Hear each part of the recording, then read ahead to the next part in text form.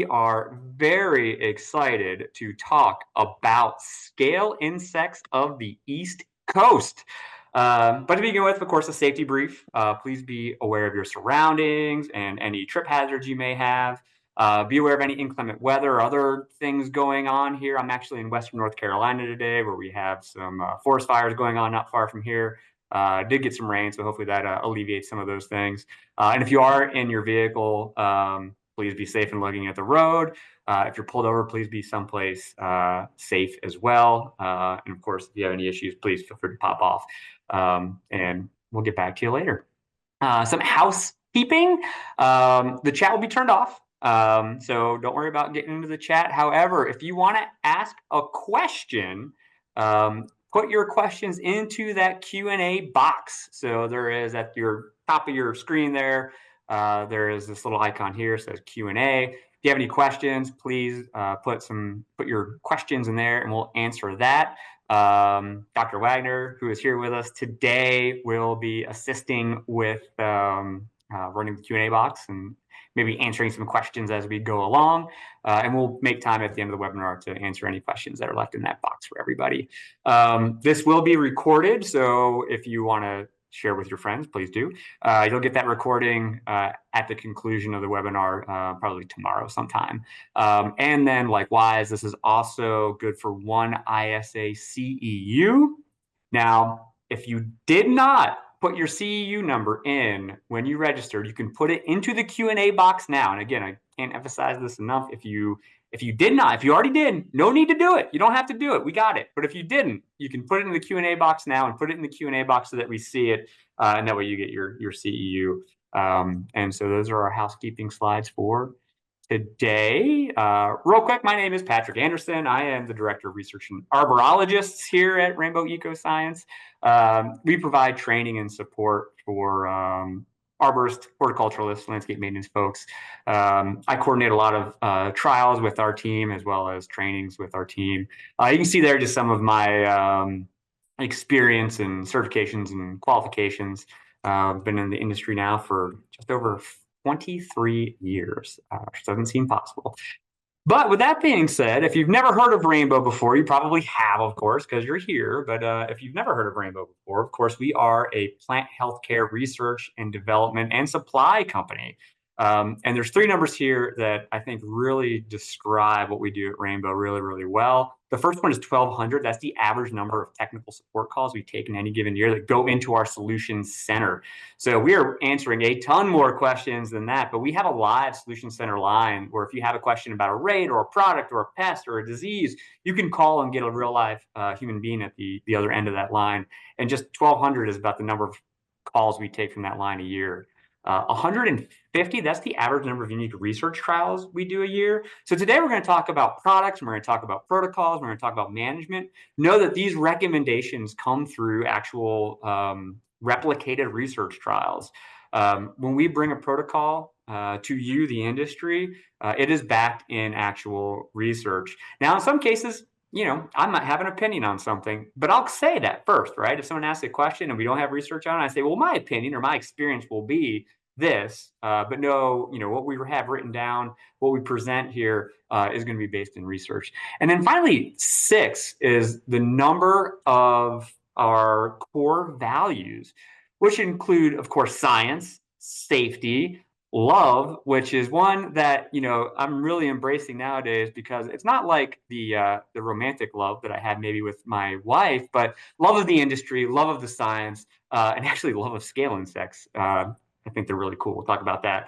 But then, of course, integrity, teamwork, and education is what we're all about here at Rainbow, and that's what we're trying to bring to the industry. So with that being said, today we are going to talk about scale insects, right? That's what everyone signed up for. We're going to concentrate on scale insects that we find across the East Coast. So these are the ones that we can find really east of the Mississippi, anywhere from, let's say, someplace up in Chicago or Wisconsin to Maine, even creeping down into Florida, and maybe even Texas in some cases. So we're going to cover a wide breadth of scale insects. These are just some of the more common ones we run into the landscape. If there's an insect that we don't cover today that you were hoping we would cover, just send us an email or text, and we're happy to talk about it. So that's what we're going to talk about today. What are scale insects, their impacts in the landscape, the common ones that we run into, and then we're going to talk about treatment protocols. That's what we're going to dive in here too. How do we actually manage these things in the landscape? So to begin with, what are scale insects? Well, of course, obviously they're insects, but they are in the same order as a lot of other pests that we deal with in landscapes, and that is the Homoptera, or the piercing and sucking insects. That's what these are all grouped into, the true bugs, if you will. And you'll see here that in this order, along with scale insects, are things like leafhoppers, our true bugs, cicadas, aphids, adelgids, whiteflies. These are all piercing and sucking insects. So when we talk about management, you'll see a lot of things you might be familiar with managing some of these other insects are also the same things we're talking about with scale insects, because they're all pretty closely related. So that's what we're talking about when we're talking about a scale insect. They're unique in that they're a piercing and sucking insect.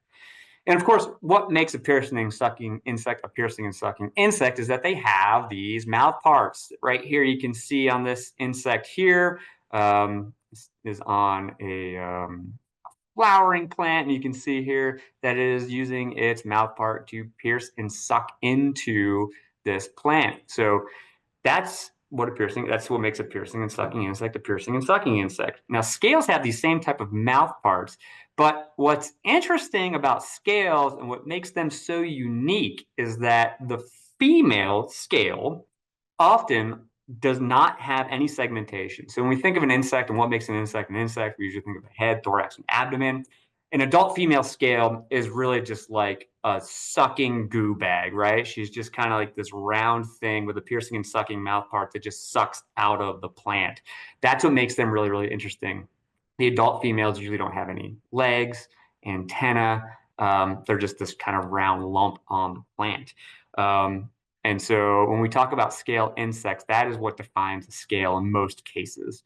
And there are over 30 or so scale families out there in the world. We'll talk a little bit more about the ones we're interested in here in just a second.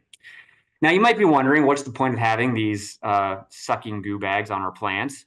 Well, they're important to ecosystems. There's a lot of different insects and animals that feed on or have some type of relationship with scale insects. The one that is probably most common or come to mind is a lot of these scale insects that produce honeydew will actually be farmed by ants.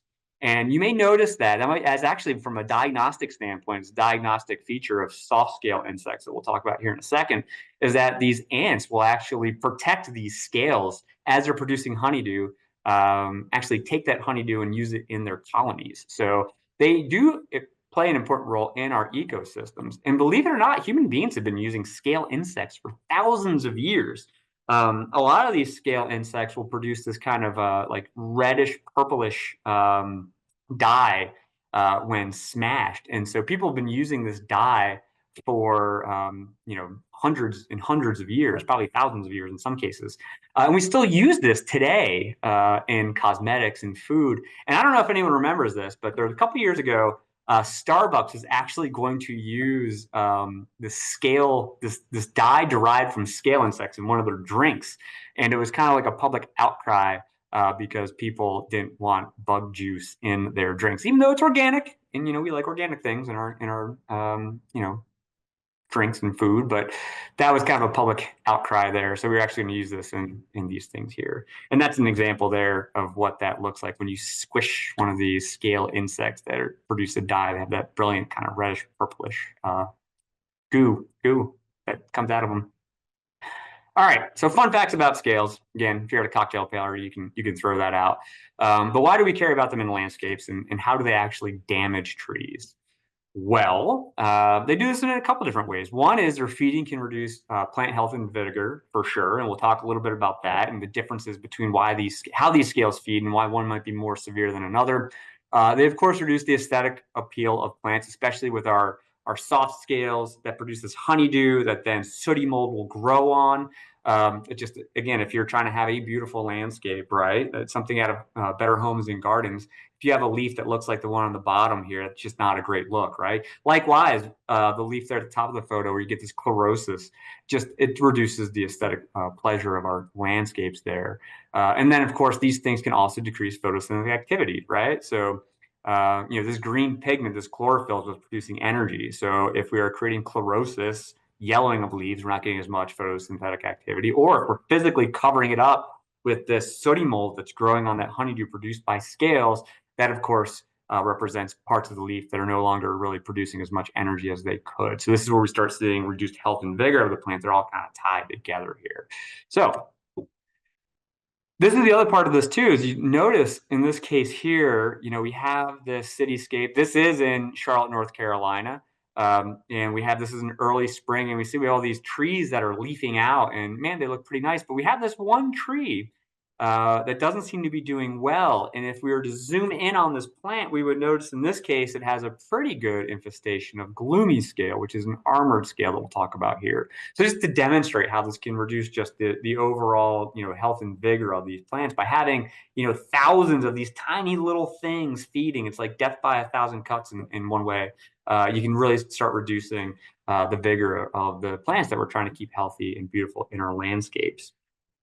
And then this is just another example where we can see this plant on the left versus this plant on the right. The plant on the right, nice, good canopy, looks fairly green, it's nice and thick, compared to the plant on the left that is thin and looks a little chlorotic. And you ask yourself, or you might say to yourself, well, shoot, I mean, gosh, that's not a great growing place to begin with, right? You can see it's like bare soil, it looks compacted. We have a sidewalk on one side, we have the road on the other side. So this plant's not growing in a place where it wants to begin with. But you add kind of insult to injury, and you look on this plant on the left, and shoot, it just has a heavy infestation of crepe myrtle bark scale in this case, which, of course, we're going to talk more about here in a little while. So these are why scale insects can be so devastating. Now, of course, just the aesthetic impact here. This is just another example of this sooty mold that can build up on these plants. So again, the scale is feeding, it's producing honeydew. The honeydew is coating the leaves that the sooty mold is growing on. And it's one thing from a plant standpoint, of course, this doesn't look great, and it's not great for the plant. But this is just one of my favorite photos here, where we have this fairly nice car. It's a Volvo, it's a nice car. It's just covered in this sooty mold. Who knows how long it's been parked there? But again, just kind of zoom in on that. I mean, that's kind of what can happen.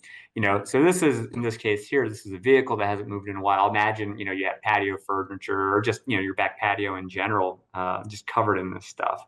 And so again, just from the standpoint of, what makes a pest, it has to damage the plant one way or another. It has to affect the way we enjoy our environment one way or another. And so these scale insects kind of check two boxes on the pest note, right? They're damaging the plant, reducing health and vigor, but they're also kind of, making it not enjoyable to be around some of these plants. And you may notice that I wear glasses, and I can tell you what, when you get under one of these heavy infestations of a soft scale and you look up and you just get all this sticky stuff on your glasses, that's a real bummer as well, just from being able to walk around.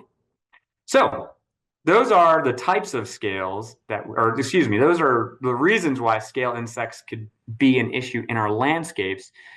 Now let's start digging down a little bit deeper and talk about the different types of scales we're dealing with in our landscapes.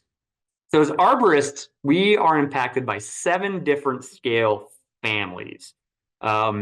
These, though, can be kind of lumped into 2 different categories, our soft scales and our armored scales. So our soft scale group, we're going to group them together really because of the way they feed. So these soft scales feed in a particular manner that we're going to cover over. Our armored scale group, really just 2 families, but again, we're going to lump these into one group called armored scales. And again, it's going to be because of how they feed. So let's talk a little bit more about these 2 different groups. So to begin with, soft scales. So soft scales, generally speaking, are going to be larger than our armored scales, up to 1/4 of an inch, even larger in some cases. And we'll talk about an exception here in just a little while.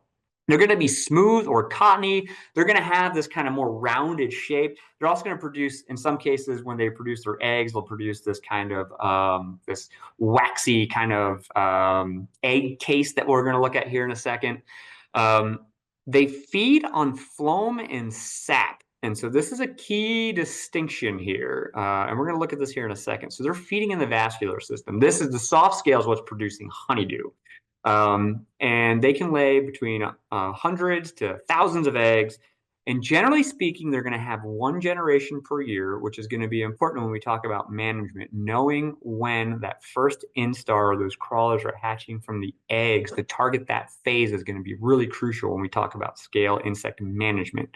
And one last point here is, generally speaking, these are going to overwinter as nymphs on the twigs, then mature sometime in the spring, where they will then lay eggs and those crawlers will hatch. We're going to talk more about that here in just a little while. This is just an example of what these scale crawlers look like. This is magnolia scale. This video was taken by one of my colleagues in Minnesota. And just to give you an idea of what that crawler looks like, and I want everyone to remember that when we do management, we're talking about management in generations, we're talking about targeting these little tiny crawling insects. And the reason why is, look at them. They're super delicate, right? These things are going to be really easy to manage when we talk about what products to use. Now, I talked about this a few times. We distinguish between these like two groups, soft and armored scales, by how they feed is one major way. So if we look about how a soft scale feeds, a soft scale, what it's going to do is that crawler, that little tiny first instar, is going to hatch from an egg, and it's going to walk out onto a leaf in most cases, and it's going to drop its feeding mouth part, its piercing and sucking mouth part, right into that vascular bundle. And so what it's doing in this vascular bundle is essentially siphoning fluid. Siphoning, it's really looking for the phloem, but in the leaf, the phloem and the xylem are kind of stuck together here in this bundle. And so what it's doing is it's looking for, what is being produced in the leaf and that phloem tissue, and it's siphoning this fluid. And so by siphoning, what's happening is anything it doesn't kind of digest or keep inside itself, it's coming out of its rear end in the form of this honeydew. So other things produce honeydew as well. Aphids produce honeydew in copious amounts. Whiteflies can produce honeydew in copious amounts. Some of these other adelgies and things will produce honeydew, but these soft-scale insects, because of the way they're feeding in this siphoning fashion, produce this in copious amounts. So this is what sprinkles down and makes everything sticky underneath it. And then, of course, this is what that sooty mold will grow on. So this is how they're feeding. And again, from a diagnostic standpoint, this is super important, because if we walk up to a tree and we see that we have this kind of stuff underneath it, we are now kind of going down the road of diagnosis of what this could be.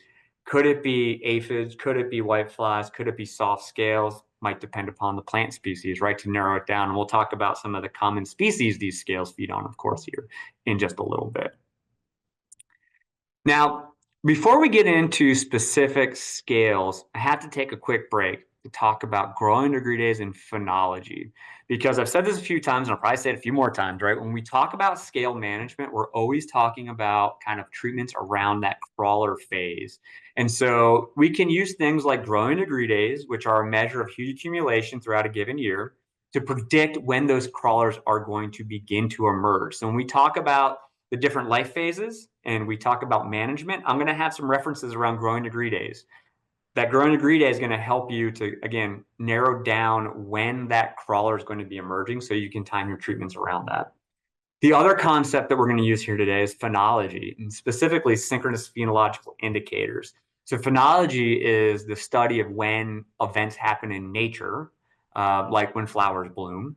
And synchronous phenological indicators are two things happening in nature at the same time that are unrelated. And so in the case of scale insect management, when a certain flower is blooming, in this case here, I have an example of if we have smoke bush blooming, that's a synchronous phenological indicator for Japanese maple scale crawlers first generation hatching. So throughout the rest of our conversation, we start digging into the different insects here. You're going to see I have references for growing degree days and phenology. And this is to help you time treatments, or at least start scouting for when this emergence happens of our crawlers. So all that being said, some of our common soft scale insects. So Lecanium scale is probably one of the most common soft scale insects that we run into on the East Coast. There's several different species. We have European fruit licanium scale. We have oak licanium scale. They all kind of behave the same way. So today we're just going to lump them all into licanium scale. And you can see here, not only do they get on some of the species I just mentioned, like oak, but you can also find them on things like dogwood and redbud as well. I was up in Long Island last year, found an awesome fruit licanium scale population on some purple leaf plums. So you can find these across different species. Now, Lacanium scale have a very typical soft scale life cycle. This is when I think of soft scale and how their life cycle is done. This is like what I think of as Lacanium scale. In as much as what they're going to do is they're going to, well, I should start here. They're going to overwinter as the second instars, right? This is where they're going to overwinter on the twig. And when we think about scales, this is usually what we're thinking about. We're thinking about this adult female. This here is the adult female scale. So what's going to happen is they're going to overwinter on these twigs. In the spring, they're going to hatch. Excuse me. In the spring, that female is going to mature and then lay her eggs, and then she dies. She lays her eggs, and then she's done. Now, around 700 to 1600 growing degree days, or when northern catalpa is blooming, those eggs will hatch into the crawlers. And that's what these little tiny Lacanium scale crawlers look like when they begin to hatch from underneath their mother. So you can see the yellow, this is the crawler here, and this is the cast eggs right there. So what they're going to do is they're going to hatch and they're going to crawl onto the leaves. So they're going to, around again this time, 700 to 1600 growing degree days, or when northern catalpa are blooming, they're going to begin to emerge, and they're going to crawl onto the leaves, and they're going to feed on the leaf all summer long. And so they're going to settle down, and they're going to lose their legs and their antenna, and they're just going to kind of hang out here as a nymph on the leaf all summer long. You can usually find them along like the veins of the leaf is where you often will find them. You can see them with the naked eye. It's really hard to see them with the naked eye. Again, for those of us that have to, now have aids for their eyes, it's easier to use a hand lens here. But this is what they would look like during the summer.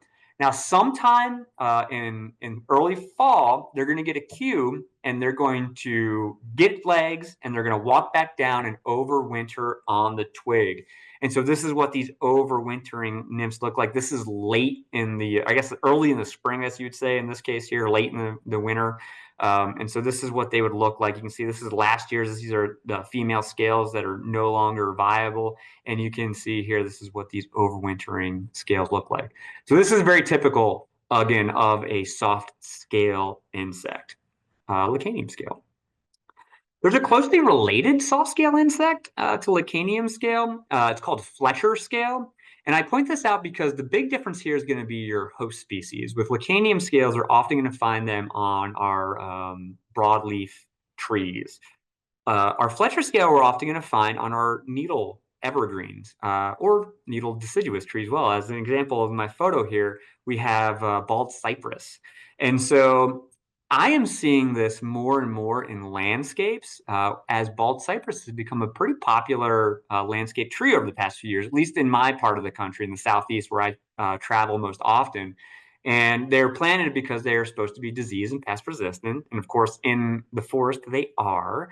But when we put trees, especially in areas with a lot of heat reflection, we see scale populations can increase. And so this Fletcher scale, we're seeing more and more on, we're seeing more and more on these bald cypress, as well as things you can find these on arborvitae, find them on yew/taxus a lot, especially see these more up in the northeastern parts of the country, see it there a lot too. So very similar life cycle to Lacanium scale, just a different kind of host species. So keep your eye out for it. It's a neat one to find. Another one we find, again, soft scale wise, is this cottony maple scale. And this is a good example here. I mentioned, a lot of times we think of scale, we think of the adult female, and that's her body right there. But these will form these egg masses. And so what you're seeing here, this white stuff is actually covering up her eggs. And so again, we find these on a lot of different species. Obviously, it's namesake maples, but we can also find these on honey locust, lindens, other hardwoods. I've seen these on celtis as well, hackberry or sugarberry. And again, these can produce copious amounts of honeydew. Will emerge around 800 growing degree days or full bloom of golden rain tree. One that we find often, again, here, this is another one. This is closely related to that Cottony camellia scale is, or excuse me, Cottony maple scale is Cottony camellia scale. Again, on its namesake, you'll find it on camellias, but you'll also find it on our broaderleaf hollies, things like Foster holly, Burford holly, Nellie Stevens holly. We can find these here as well. And again, we can see what the female looks like. In this case here, we have some mature females. We have some females that have yet to mature, but are in the process of maturing. And then you can see those egg sacs that are being laid there. Again, growing degree days around 802 to 1300 growing degree days. Now, there's always exceptions to the rule. So I made some generalities here. I made some generalities around the life cycle of these. Notably, the life cycle that they will begin to emerge in the spring. Those crawlers will be emerging in the late spring, early summer is one generality. Another generality is that the crawlers will walk out onto the leaves. Now, with magnolia scale, we have some exceptions. And when we talk about management, this is super important. Our exceptions with magnolia scale, the first being is the crawlers do not go out onto the leaves most of the time. Now, some of course will, but then the leaves will fall off and then they fall off. Here, the crawlers will stay on the twig. So they will hatch from underneath their mother and they will crawl out onto the twig and stay on the twig. So they don't go onto the leaves.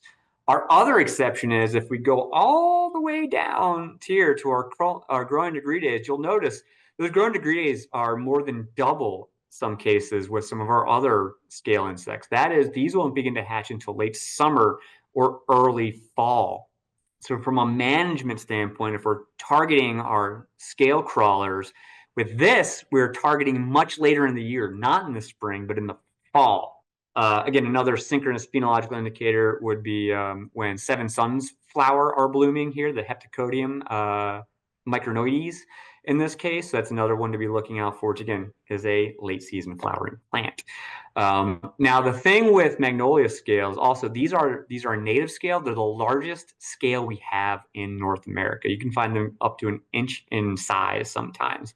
And because they're so large and where they're feeding, these can cause branch dieback. So a lot of these soft scales that we were talking about, they can reduce the vigor of the tree. They can lead to branch dieback and they can lead to chlorosis and they can lead to these things, but this can be a primary cause of branch dieback and decline, this magnolia scale. So something to consider. And we talk about severity. This is something that you really want to get on and start managing when you start seeing it. Its cousin is tulip tree scale. Now, tulip tree scale we find, again, throughout the entire country. We find this all the way out into California and things like that. Tulip tree scale, we'd only find on its namesake of tulip poplar. We also find it on our magnolia species. In the southeast, again, where I spend most of my time, this is the scale that we see most often. Magnolia scale seems to be more of an issue in the northern parts of the country, in northeast, up there in Chicagoland, Wisconsin, things like that. That's where you're going to probably find magnolia scale more often. In the southeast or the southern region, there's probably going to be tulip tree scale. They look a lot alike, though I think tulip tree scale is a little more charismatic because you can see here in some cases it has like this yellow form. They have a lot more weirder colors on our tulip tree scales. But again, notice the growing degree day ranges here. Again, we're in the 2000s, 2600 growing degree days. And in Florida, this is one of the ones, again, we can find out in Florida and Texas. You can find all life stages present all times of the year. And in the cases of our evergreen magnolias, like our southern magnolias, you will see them actually crawl out onto the leaves. So again, exceptions within exceptions here with these scale insects. Moving right along here to our other scale. So technically speaking, this is a felty scale, crepe myrtle bark scale, but it feeds just like these soft scale insects that we were talking about. So we're going to lump this in the soft scale world here. So with our crepe myrtle bark scale, this is an invasive scale, was first discovered in Texas in 2004 and has since spread to just about every state in the Southeast as well as up into the mid-Atlantic. This creates copious amounts of honeydew. Populations can explode. You can see in the upper photo here, just all the scales here. These are all several generations here we're seeing of both adults and different instars. And this is what the crawlers look like. Now, these have multiple overlapping generations per year, but they seem to have spikes both in the spring and then again in the fall. The University of Maryland has just reported that they find the first generation spiking around 724 growing degree days. So that was, I believe that was posted last year within their IPM report, which is a great report. If you don't subscribe to it, you should look into subscribing to the University of Maryland weekly IPM report. So again, these have multiple overlapping generations per year with spikes again in the spring and the fall. So when we talk about management, those are probably when we'd be looking at making these applications. Colleague of mine, Dr. Kevin Chase at the Bartlett Research Lab, found crawlers in December in Charlotte. So as long as it's warm enough, you will probably have at least some of these insects hatching. So that's our soft scales, right on. Interesting stuff. Next, we're going to talk about our armored scales. So, armored scales, few differences. One is generally they're smaller. So generally they're going to be smaller than our soft scales. They're generally going to be elongated as well, have this oyster shell appearance, or someone said like, I've heard it used before as like an egg, like a sunny side up egg type of appearance. It's kind of like amorphous, kind of rounded, shapeless type of thing. Thing here, an interesting fact here, and fun fact, with our armored scales, they produce a waxy shell that's not connected to their body. So with our soft scales, that shell is really more of skin, thick skin that's attached to their body. So if you popped off a soft scale, the whole body would be underneath there. Armored scales, they form this shell over their body. So if you were to peel off one of these waxy shells, you would still find the insect attached to the tree. Now, again, a few other things here. They don't produce honeydew. So they produce no honeydew. So if you walk up to a plant and you know it's a scale insect and you don't see honeydew and the associated sooty mold, chances are you're dealing with an armored scale. Here again, we have multiple generations per year in most cases. So a lot of times you'll have one, or excuse me, at least two generations per year with some exceptions. And we're going to dig right into an exception here. They're going to overwinter as nymphs and adults, not just the nymphs. And the question I get all the time is, well, if you're not producing honeydew, what the heck are they doing? They must have some type of waste they produce. And yes, they do produce waste. However, they just regurgitate their waste back up through their piercing and sucking mouth part into the tree itself, which of course can be a toxin. Now, the other thing here, when we talk about how they feed, this is important from a management standpoint, as well as like a severity of plant health standpoint. So remember, our soft scales are feeding over here in this vascular bundle, right? And if you think about a tree, think about a leaf. A leaf is like, it is a factory for sap. That's what it's doing. It's collecting, this sunlight. It's combining it with CO2 and water to create these carbohydrates that it then puts into the phloem and pushes down through the rest of the plant. It's a factory for sap. That's what it does. So if you're robbing some sap here and there, it's not good for the plant, obviously, but the plant is just, that's what it's doing. It's producing a lot of sap. So from a health standpoint, soft scales aren't great, but they're just they're peeling a little bit off the top of what the plant's already doing. In contrast, armored scales are not feeding in this vascular bundle. They are actually feeding in cell contents. They are busting cells and feeding on the contents of the cell. And so if you think about from an energy standpoint, I mean, if you're a sap producing factory, if someone's stealing some of your sap, it's not great, but you're producing sap. That's what you're doing. It takes a lot more energy, though, for a plant to reproduce these cells. So from a health and vigor standpoint, these armored scales are often considered more of a health issue for plants because, again, they're destroying cells, and it just takes a lot more energy for that plant to produce new cells. This is really common damage we see with these armored scales. When they're feeding on the leaf, you see this chlorosis, these like spots that will then coalesce, and you get the whole leaf falling off. And we looked at this photo already. This is what we see when we see these heavy infestations of these armored scales. Is we just see reduced plant vigor over time, and then these secondary pests can start moving in. So again, depending upon what your thresholds are, of course, you want to be managing all of these things. But armored scales are one thing that we really, really want to probably get ahead of when we talk about management in the landscape. So let's talk about some common ones you run into. The first being gloomy scale. So gloomy scale often gets misidentified as a soft scale because what people see is they see all this black stuff on the stems of these trees that are affected, and they think, oh, that must be sooty mold growing on that honeydew. But if you were to zoom in, all these black dots are actually individual little scale insects. So again, this is our female here, our lovely little sucking goo bag, and these are her babies in this case hatching from underneath her. So this is what we're looking at with gloomy scale. These are super common on red maples planted in landscapes with a lot of reflected heat. Going back, this is a good example here. This is a native scale. I've found individuals on red maples in the forest. However, when we pull these trees out of the forest into our built environment, these scale populations can explode. And these can be a real health issue for our red maples on top of all the other abiotic issues they're already dealing with. So really common on red maple. You can also find them on snowbells. You can find them on a lot of different species, silver maples as well, but red maple is kind of like the poster child for this insect. Now notice the crawlers begin to emerge about 1500 growing degree days, so kind of later, not as late as our magnolia scale or our tulip tree scale, but a little bit later than some of our other soft scale insects that we were dealing with. This, of course, being an armored scale. And a fun phenological indicators 8 weeks after full leaf expansion of red maple. Now, these have one generation per year. I mentioned just the last slide or 2 slides ago that our armored scales often have multiple generations a year. Jumping right into an exception, they have one generation a year, but that generation hatches for a long extended period of time. And that was actually just probably, well, several years ago now. You might still find some extension bulletins that say 2 to 3 generations a year. I believe it was Dr. Steve Frank and his students in NC State determined it actually just was one generation. They just hatched for a long period of time. Now, the cousin to our gloomy scale is obscure scale. So obscure scale, very similar in life cycle, in feeding, and in appearance. These guys are a little bit grayer versus black like our gloomy scale. The distinction here is host species.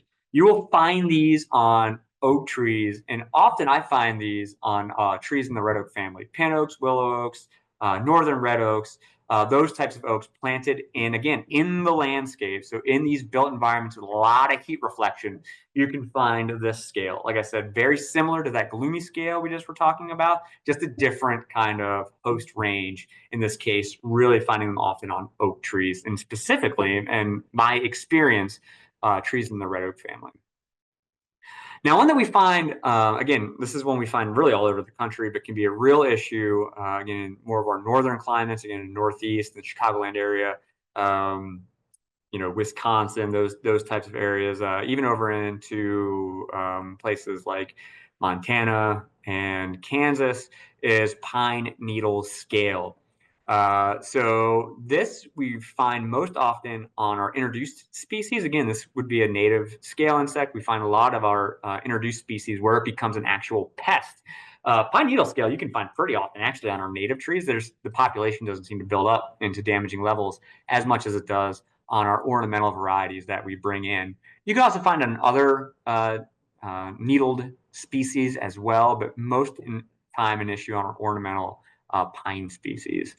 This can cause a lot of early chlorosis on needles, early leaf drop on needles. And I've seen these really from like far away where it looks like the plant is like covered in snow. You can see what the females look like here. Just looking like the thing's covered in snow, and really it's just like a huge population of this scale here. Now, this has 2 overlapping generations per year. We have an early generation, as you can see here, between 298 and 448 growing degree days, or when bridal spirea is in full bloom, which at my house in the foothills of the mountains in North Carolina, we have full bloom of that right now. And then the other generation hatching, again, a little later on in the year, you can see there between, say, 1200 and 1900 growing degree days, or when European mountain ash fruit are ripening. Another one we run into very often throughout the entire country is this oyster shell scale. And this is another one where it builds in populations really, really quickly and can cause some real damage to plants in a short period of time. A huge host range here. You can see hornbeams, ash, dogwood, maples, elms, a whole lot of different species that we can find this on. This lower photo here is of an aspen tree just caked in this scale. And again, this can lead to dieback and just the reduced vigor in these plants. One generation per year in this case here, hatching earlier in the year, and again around the time red buckeye are blooming, which is about to happen again where I live. Now, one that we run into really often, another one that can be really, really devastating, one that can cause branch dieback really, really quickly on a lot of different plants. Really, again, I see this a lot on our cherry laurel plants, is this white peach scale or white prunicola scale. Two different species, but really, really closely related. So just kind of lumping them all in one. Hostar, again, as you can tell by the name, we call it white prunicola scale, like prunus. A lot of plants in the rose family. We see this on, but we also find this on things like mulberry and lilac, privet. These can cause some major issues there. 2 to 3 generations per year, depending upon where you are in the country. A really early generation, you see 145 to 250 growing degree days, and then a little later generation. And again, depending upon where you are in the country, you might get that third generation. And again, this one can be pretty devastating, can cause branch dieback decline in the plant pretty quickly. All right, a few more scale insects, and then we'll talk about managing these dang things. Euonymus scale, again, this is an imported scale insect on a tree that we often put, or a shrub that we often put in our landscapes that is also an imported species, but we do have some native euonymus as well. And I can tell you a story. So this is an invasive species. Both of, well, I won't say the euonymus is an invasive species. We have these ornamental euonymus, but they were imported with this invasive scale. And we have some of our native euonymus species, like American strawberry bush. And where I live, just behind where I live in the woods, I have quite a few of these American strawberry bushes. And I have one that seemingly has perished because of just the scale alone, which is just, again, just a real bummer, right? A scale insect killing a native plant in the forest. So that's why this thing can be kind of bad, is because, it's on this plant that was introduced. There's not a lot of parasitoids or maybe predators, so this thing can really run rampant in landscapes. Not only does it get on Euonymus, we also find it on boxwood and pachysandra. This will have 2 generations a year, and again, you can see here between 500 and 800 growing degree days, give or take, and then another 1,100 to 1,300 growing degree days. That first generation emerging about when Japanese tree lilac are just beginning to bloom. Excuse me. Japanese maple scale is another armored scale insect we're finding more and more in landscapes. And this seems to really, I find this in nurseries as I scout around nurseries. It's something to be looking out for. And I often find it on these young dogwoods being planted. So obviously it gets on its namesake, Japanese maple, but you also find it on dogwood and yellowwood as well. Like I said, I see it on dogwood a lot, especially these newly planted dogwoods. These will have 2 overlapping generations per year. Again, that first generation between 500 and 1,600 growing degree days, and then a later generation between 2,000 and 3,000 growing degree days, with a synchronous phenological indicator for that first generation around the time oak leaf hydrangea or smokebush are blooming.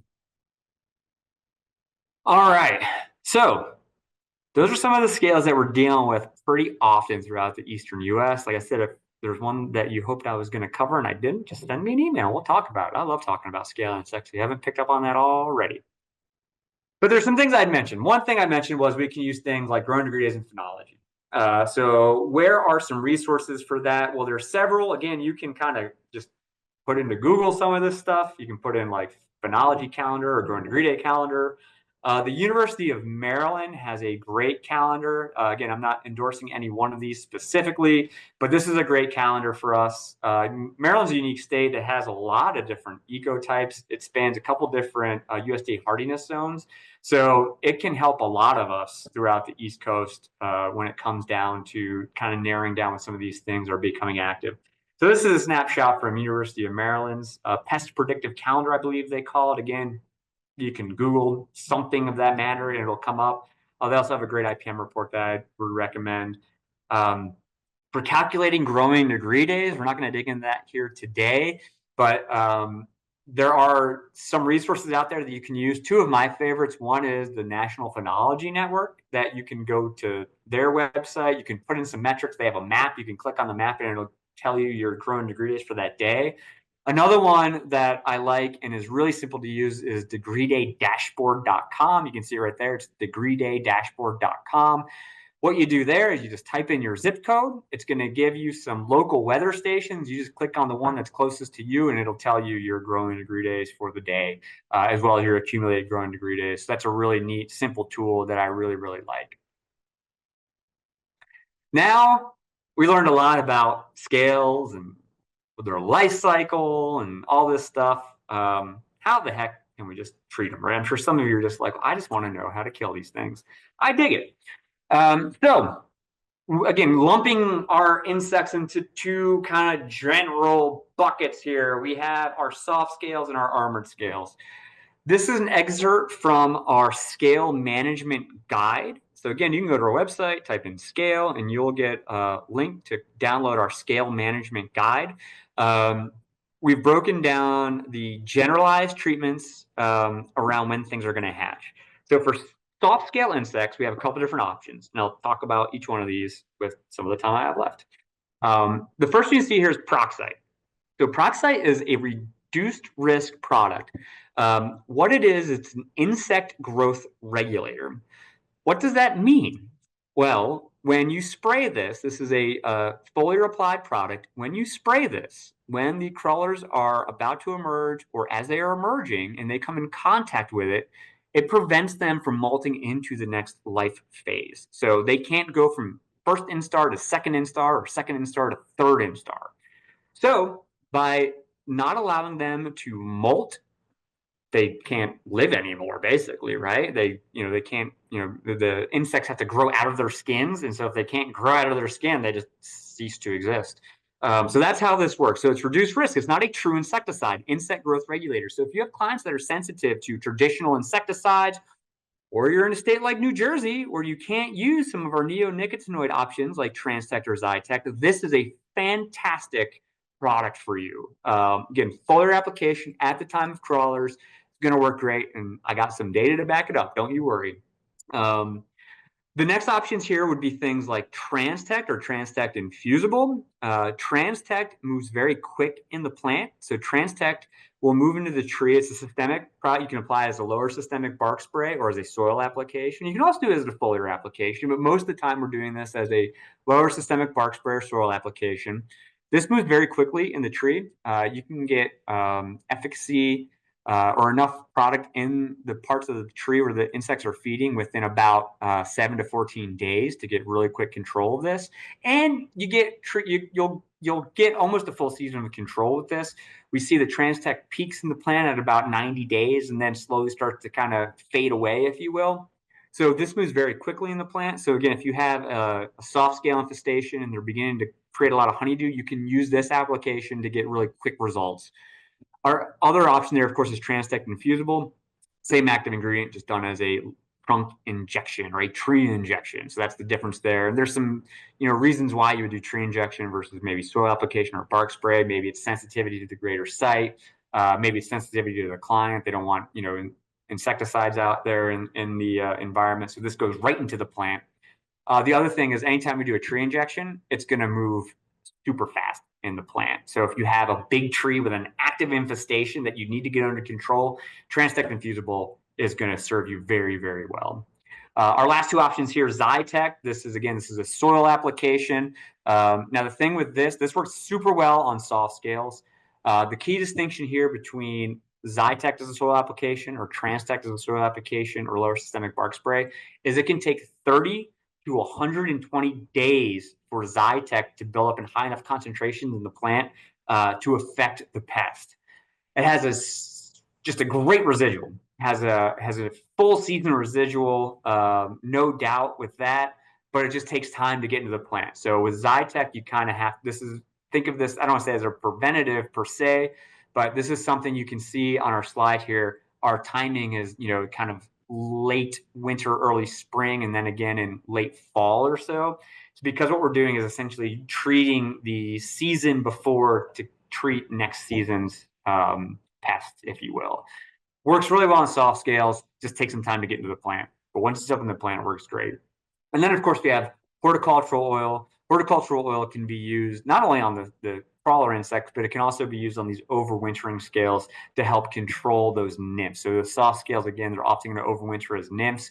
So you can use this to kind of try to smother out those nymphs in the later season. There's some more details here that we can talk about, but generally speaking, this is a great program for your soft scales. Now, your armored scales, you'll see very, very similar, right? We have a lot of similar treatment timings and products here. We have Proxide or insect growth regulator, we have Transtect, we have horticultural oil, but notice that we don't have Zytect for our armored scales. The reason for that is that Zytect is not effective on armored scales.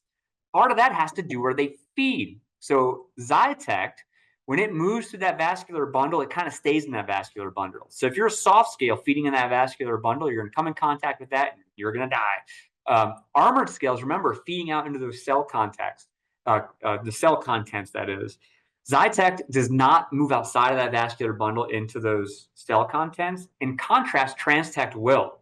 The Transtect will translocate out into that tissue where those armored scales were feeding, and they'll die when applied properly. Again, some nuance to these applications that we're not going to be talking about here today. Talk about that later, of course, happy to. But this would serve you very well in a program for managing your armored scales. Now, of course, data. This is comparing, so you can see here we have 2 active ingredients and an untreated control. Dimeteffuran, that's our Transtect applied as a lower systemic bark spray. Our Proxafen, this is our Proxide applied at crawler emergence. And then we have our untreated control. You can see here what these dots are indicating is that statistically speaking, there's no difference between these 2 treatments. That being said, or to say another way, they're very effective. In this case, we're looking at gloomy scale. Very effective on these pests, in contrast here to our untreated control where we have these high populations. This is work that we did in cooperation with the Bartlett Tree Research Lab with doctors Chase and Rigsby and Mr. LeBrun down there at the Bartlett Tree Research Labs. So a great, long story short, these treatments that we're recommending have great efficacy on these scale insect pests. So you can be really comfortable when applied correctly. You're going to get great control.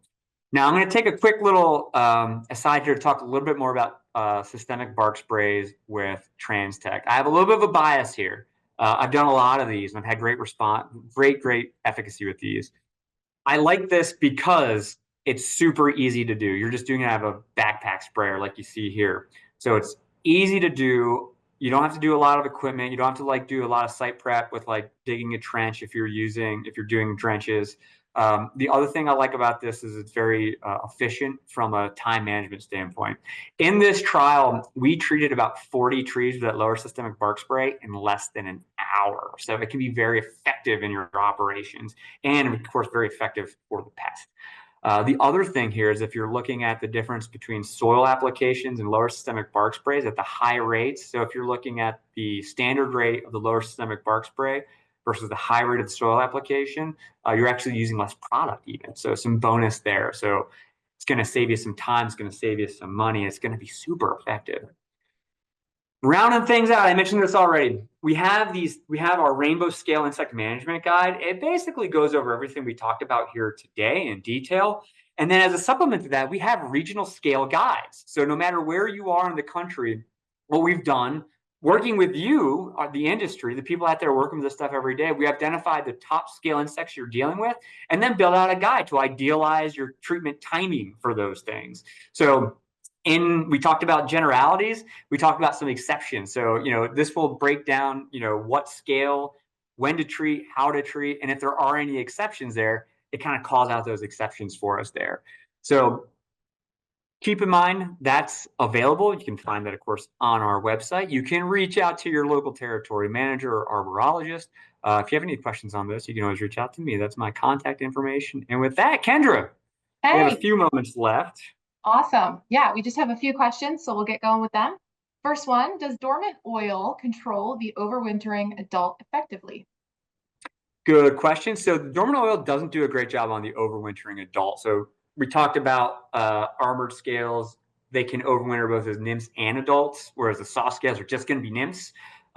that's going to give you your best effect on those overwintering nymphs. So that's it. That's the answer. Awesome. Thank you. The next one, can you use, and I believe they meant horticultural oil application with growth regulators combined? Yes, great question. So, like I said, I glazed over some of that stuff, right? But you absolutely can. You can mix your insect growth regulators with your horticultural oil. Um, at different rates, and you'll actually see, if you should download that guide or you should speak to us, we'll actually recommend using horticultural oil as a surfactant with that with the peroxide. And people, of course, get freaked out by that. But if you're in season, you can mix a 0.5% of horticultural oil, or half a gallon per 100 gallons with peroxide. Be very effective, not see phytotoxicity. So it's a great 1-2 combo. Awesome. Love it. Thank you. Next Yeah. one. We have some trees with heavy infestations of gloomy scale that we have been treating for several seasons with Transect and horticultural oil. Is that to be expected with heavy infestation? Ooh, great question. Yeah, with those heavy infestations, you're going to expect multiple seasons to manage these things. And if you have a really heavy infestation, it's not a bad idea either to kind of combine treatments. Gloomy scale is a good example. Maybe you come in with Transtect in the spring, and then in the summer you come through with like maybe your peroxide and horticultural oil to really knock down that population. With heavy infestations, it's a good point. It's a good idea, or I shouldn't say a good idea. Well, it's a good idea, but an expectation should be it's going to take some time, right? We're just not going to wipe out that population. Awesome. Magnolia scale is another one that people talk about too. I mean, they've built in such high infestation rates that multiple different methods of management combined with expectations of like 2 to 3 seasons before we really see good control on those. It's good Yeah, question. absolutely. Thank you. Mr. Williams says, sideways question. Will Transtect ever be labeled as a BSS for SLF on anything other than Tree of Heaven in New York State? Great sideways question. How I say, I'm not a regulator or a lawyer, so I cannot answer that question. That's it. Good answer. Good answer. Okay. And last question that's up here. Do we need bark penetrant for Transtect? Oh, great question. Yeah. So, and the answer is going to be it depends. So, I'll try not to take too long to answer this question, so we're running out of time. To make a long story short, when we have smooth bark trees, you're going to probably want to use a bark penetrant. So things like red maple, some of the we think about maybe birch trees. You don't think about birch trees and scale insects, but really like red maple. And the thought pattern being is when you have a tree that has a coarser bark, it'll trap a lot of that solution, and then of course be channeled into the lamisoles where it's pushed up. Where our smoother bark plants, a lot of solution will just kind of slough off the plant, right? And if there's organic matter like mulch or something, it'll get tied up in that organic matter and not really get into the vascular system of the tree. So you'll see improved in performance. I wouldn't talk you out of using bark penetrant on any real tree species, but you'll see improved in performance with bark penetrant on our smoother bark trees, like red maple. Awesome. Awesome. Thank you. Next one, recommendations for treating elongate hemlock scale. Yeah, great. So I hid that slide because I don't want to take too much time. But so elongate hemlock scale is it's an armored scale, has a real similar life cycle actually to our pine needle scale that we discussed. So Transtect as a lower systemic bark spray or a soil application should work super well on you. Likewise, if you wanted to use our insect growth regulator, you could apply that again in the spring when that first generation is coming out, and then later on in the season when that second generation is coming out. I don't remember the growing degree days off the top of my head or the SPIs, but happy to share that with whoever would like to know more. Absolutely. I know we're running down on time, but we do just have two more questions popped up here. Yeah, absolutely. Can you comment on the experience with nitrogen fertilization and impact on scale populations? Great question. So yeah, so with nitrogen fertilization with high, and again, I want to caveat this, right? High nitrogen fertilization, because I always my own little soapbox. Trees need nitrogen, right? They do need it. It's just when we put too much down, we have issues.